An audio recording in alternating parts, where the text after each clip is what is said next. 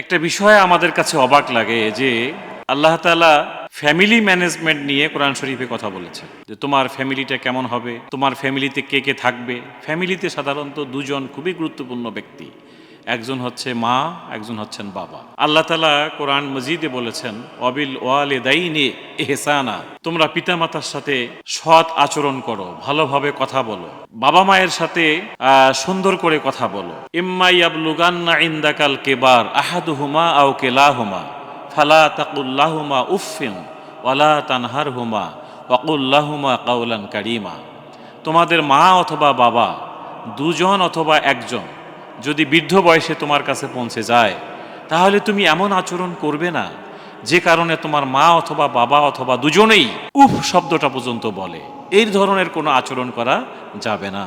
ওয়ালা তানহারহুমা, এবং বাবা মাকে ধমক দেওয়া যাবে না।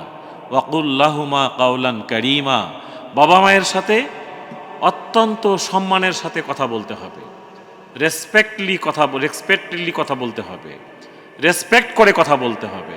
এমন কিছু বলা যাবে না যাতে মা বাবা উপ শব্দটা করে। ওয়াখফিদ লাহুমা জানাহাজ যুল্লি মিনার রাহমা, বাবা মার জন্য রহমের দয়ার চাদর বিছিয়ে দিতে হবে।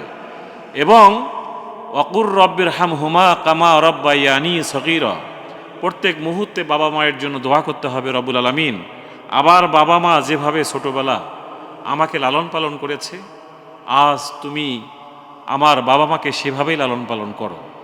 এই যে ফ্যামিলি ইস্যুটাতে বাবা এবং মা, মায়ের এই অধিকার, বাবার এই অধিকার ইসলাম যেভাবে দিয়েছে পৃথিবীতে আর কেউ এইভাবে দেয়নি। ইসলাম যেভাবে পিতামাতাকে সম্মান করতে বলে, এটা পৃথিবীর আর কোনো বিধানে এই সম্মানের জায়গাটুকু দেখা যায় না। অতএব একটা পৃথিবীকে সুন্দরভাবে সাজাতে হলে এটার ছোট্ট ইউনিটটা হচ্ছে বাবা মায়ের ইউনিট। এইখান থেকে যদি আমরা বাবা মাকে নিয়ে আমাদের যে সংসার, আমাদের হাজব্যান্ড ওয়াইফ, বাবা মা ভাই বোন আত্মীয় স্বজন, এই যে ফ্যামিলি ম্যানেজমেন্টটা, এটা যদি আমাদের সুন্দর হয় তাহলে এখান থেকে সুন্দর মানুষ তৈরি হবে। এখান থেকে আবু যর গেফারি তৈরি হবে, আব্দুল্লাহ ইবনে আব্বাস তৈরি হবে, ইমাম আবু হানিফার মতো লোক তৈরি হবে, ইমাম শাফির মতো লোক তৈরি হবে, ওমর ইবনে আব্দুল আজিজের মতো লোক তৈরি হবে, এখানে শরীফ উসমান হাদি তৈরি হবে, এখানে আবু সাইদের মতো লোক তৈরি হবে, যারা জীবনকে বাজি রেখে ন্যায় এবং ইনসাফের জন্য কাজ করবে।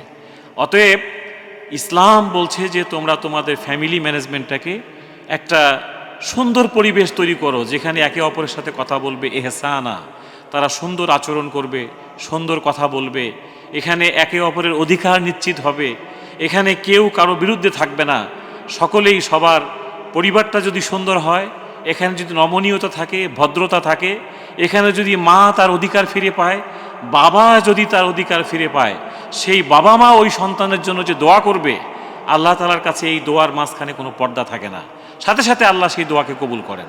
আবার যদি কোনো সন্তান তার বাবা মায়ের সাথে ভালো আচরণ না করে বদ আচরণ করে, ওই বাবা মার বদ দোয়া আল্লাহ দুনিয়াতেই কবুল করেন।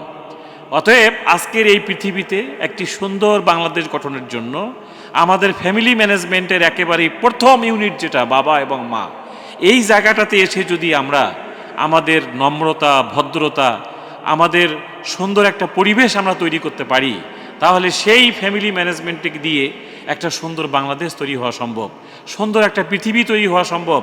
সুন্দর একজন মা তৈরি হলে সুন্দর একটা জাতি তৈরি হতে পারে, সুন্দর একজন বাবা তৈরি হলে সেই সুন্দর বাবা, সেই সুন্দর মায়ের সম্মিলনে সুন্দর একটা জাতি তৈরি হতে পারে। আজকে আসুন আমরা আমাদের মাদেরকে, বাবাদেরকে এইভাবে আমরা কোনো ধরনের বৃদ্ধাশ্রমে না রেখে, তাদেরকে ওল্ড হোমে না রেখে, তাদেরকে বছরে 6 মাসে একবার খবর না করে প্রত্যেক মুহূর্তে বাবা মায়ের জন্য আমাদের দৃষ্টি আমরা আরও উন্মোচিত করি, আমাদের রহমতের ডানা আমরা বিছিয়ে দিই। আল্লাহ যেভাবে আমাদের উপর রহমতের ডানা বিছিয়ে দেন, আল্লাহ যেভাবে আমাদেরকে বিভিন্নভাবে আমাদেরকে করুণা করেন, রহম করেন, একইভাবে যদি আমাদের বাবা মায়ের জন্য আমরা ওইভাবে আল্লাহ তাআলার কাছে দোয়া করি, রব্বুল আলামিন বাবা মায়ের কিছু করতে পারিনি, তারা চলে গেছে আমাদের মাঝ থেকে, হায় আল্লাহ তুমি তাদের উপর রহমতের চাদর বিছিয়ে দাও, তাদের কবরকে তুমি শান্তিময় করো। অথবা যে বাবাটা বেঁচে আছে, যে মা বেঁচে আছে, তাকে একটু ওষুধ কিনে দেওয়া, তার পাশে দাঁড়ানো। সে যেভাবে ছোটবেলায় মা যেমন শীতের রাত্রিতে আমাদের জন্য কষ্ট করে আমাদেরকে শুষ্ক জায়গায় রেখেছেন, আমাদেরকে ভিজা জায়গা থেকে উঠাই নিয়েছেন, আমাদেরকে বাবা এবং মা দুজনেই যেভাবে রাত্রি জেগে জেগে পাহারা দিয়ে আমাদেরকে পাহারা দিয়েছেন, একইভাবে যদি আজকে এখন আমরা আমাদের ফ্যামিলির জন্য আমরা এরকম করি, তাহলে সেই ফ্যামিলির ম্যানেজমেন্টটি সুন্দর হইতে পারে, সেই দেশ সুন্দর হবে, সেই জাতি সুন্দর হবে। আল্লাহ তাআলা আমাদেরকে ফ্যামিলি ম্যানেজমেন্টে ইসলামের এই দৃষ্টিভঙ্গির আলোকে আমাদের পরিবার গঠন করার তৌফিক দান করুক। আমা তৌফিক ইল্লা বিল্লাহ। আসসালামু আলাইকুম।